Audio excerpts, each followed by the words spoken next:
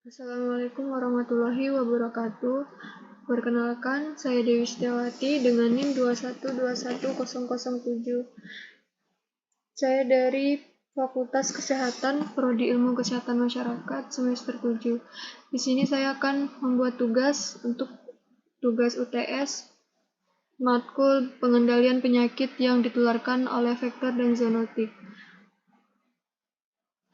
Yang pertama, zoonosis dan penyakit yang ditularkan melalui vektor ditinjau dari aspek ilmu kesehatan masyarakat. Pengertian zoonosis. Kata zoonosis merupakan gabungan dari dua kata yang berasal dari bahasa Latin dan Yunani, yaitu zoo artinya hewan dan nosos atau diesis artinya penyakit. Zoonosis dapat diartikan sebagai penyakit infeksi yang agen penyebabnya dapat ditularkan dari hewan ke manusia. Istilah zoonosis ini berkembang sekitar akhir abad ke-19. yang bertujuan untuk menyampaikan penyakit-penyakit pada manusia yang disebabkan oleh hewan. Klasifikasi zoonosis. Penyakit zoonosis dapat disebabkan oleh berbagai macam patogen. Berdasarkan etiologinya, zoonosis diklasifikasikan menjadi zoonosis bakterial seperti antraks, salmonellosis, tuberkulosis, penyakit Lyme, brucellosis, dan penyakit pes. Zoonosis virus seperti penyakit rabies, Ebola, dan flu burung. Zoonosis parasit seperti penyakit trichinosis, toxoplasmosis, trematodosis, giardiasis, malaria, dan echinococosis.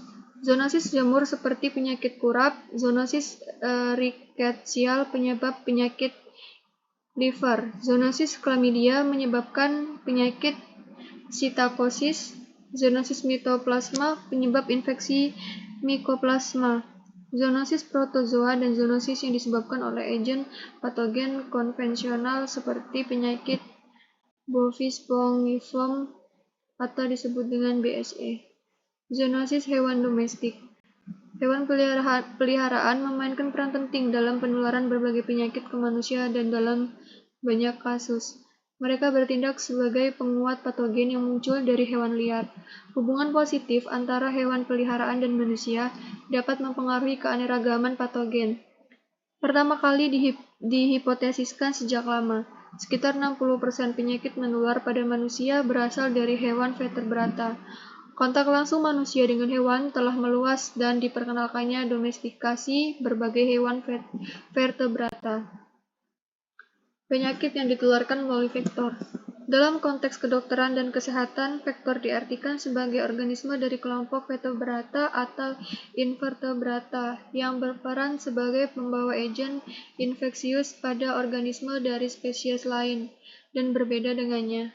Jadi, organisme yang dimaksud dalam hal ini adalah arthropoda dan serangga yang secara aktif menularkan patogen dari satu inang ke inang lainnya.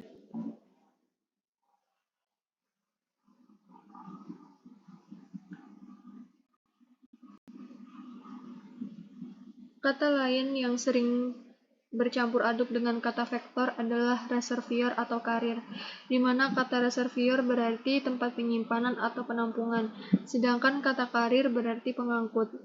Dalam konteks epidemiologi, kata reservoir merujuk pada media atau organisme yang memungkinkan patogen dapat hidup dan berkembang biak di dalamnya.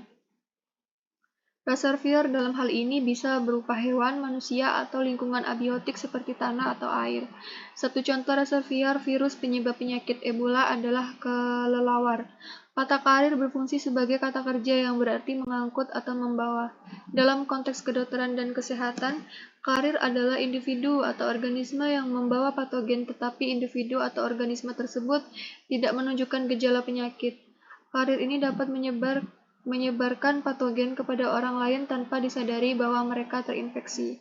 Contohnya seseorang yang membawa Mycobacterium tuberculosis tetapi tidak memiliki gejala tuberkulosis. Kemudian materi selanjutnya adalah Escherichia coli atau agen zoonosis komensal usus manusia dan hewan berdarah panas. Klasifikasi dan identifikasi. Karakteristik umum, sel E. coli berbentuk batang dan gram negatif berukuran sekitar 1,1 sampai 1,5 kali 2,0 sampai 6,0 mikron saat hidup dan 0,4 sampai 0,7 kali 1,0 sampai 3,0 mikron saat dikeringkan dan diwarnai. Sel tumbuh secara sendiri-sendiri atau berpasangan dan bergerak dengan flagella peritrik. E. coli adalah bakteri anaerob fakultatif yang bertumbuh optimalnya pada kondisi aerobik. Dengan suhu idealnya adalah 37 derajat Celcius, pada media kompleks, waktu generasi rata-rata bakteri ini adalah sekitar 20 menit. Mereka menghasilkan indol, tidak memfermentasi sitrat positif pada pengujian metil merah dan memberikan reaksi negatif untuk oksidase dan reaksi Voges-Proskauer. Strain bakteri ini tidak mudah memfermentasi sukrosa atau laktosa dan tidak menghasilkan gas. Bakteri E. coli yang tidak motil dapat disalahartikan sebagai bakteri Shigella spp. Kedua, E. coli patogen. Berdasarkan faktor virulensinya, yaitu molekul pentingnya yang terlibat langsung dalam aktivitas patogenesis penyakit yang ditimbulkannya, bakteri E. coli patogen diklasifikasikan menjadi 6 subkelompok atau patotip yang berbeda, yaitu DAEC yang kedua, EPEC dan yang ketiga, ETEC yang keempat, EIEC yang kelima, EAEC dan yang terakhir EHEC. Di sini bisa dilihat masing-masing pengertian dari subkelompok E. coli patogen. Pencegahan infeksi itu ada yang pertama, hygiene makanan. Selalu mencuci tangan dengan sabun sebelum menyiapkan atau mengkonsumsi makanan. Masak daging, terutama daging sapi, hingga matang sempurna. Hindari konsumsi susu, produk susu, dan jus yang tidak dipasteurisasi. Cuci buah dan sayuran sebelum dimakan. Kemudian yang kedua, pengelolaan air bersih. Pastikan air minum telah melalui proses pengolahan yang tepat seperti klorinasi, rebus air jika sumber air tidak dapat dipercaya. Yang ketiga, hygiene pribadi. Cuci tangan setelah menggunakan toilet, mengganti popok atau kontak dengan hewan. Ajarkan anak-anak untuk selalu mencuci tangan dengan benar. Yang keempat, kontak dengan hewan. Hindari kontak langsung dengan hewan ternak atau satwa liar tanpa perlindungan. Cuci tangan setelah berinteraksi dengan hewan peliharaan. Yang kelima, praktik keamanan dalam industri makanan. Penegakan standar kebersihan yang ketat dalam pemrosesan dan penyiapan makanan. Pastikan fasilitas makanan mengikuti panduan keselamatan pangan untuk mencegah kontaminasi silang. Materi selanjutnya, zoonosis dari kelompok bakteri. Zoonosis adalah penyakit yang secara alami dapat ditularkan antara hewan vertebrata dan manusia. Penyakit ini memiliki dampak signifikan terhadap kesehatan masyarakat, ekonomi, dan kesejahteraan hewan. Dari berbagai agen penyebab zoonosis, bakteri merupakan kelompok yang paling penting sering ditemukan yang memiliki potensi menyebabkan wabah penyakit di berbagai belahan dunia. Beberapa contoh bakteri zoonosis yang terkenal di antaranya Bacillus anthracis, Brucella spp, dan Salmonella spp. Bakteri ini dapat ditularkan melalui berbagai mekanisme seperti kontak langsung dengan hewan yang terinfeksi, mengkonsumsi makanan atau air yang terkontaminasi, dan melalui vektor seperti serangga.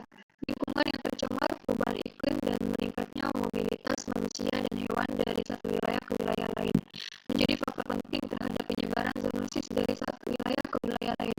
Kondisi ini menjadi tantangan besar yang sampai sekarang belum bisa dikendalikan dengan baik. Yang pertama ada antraks. Kata antraks berasal dari bahasa Yunani yang berarti batu bara.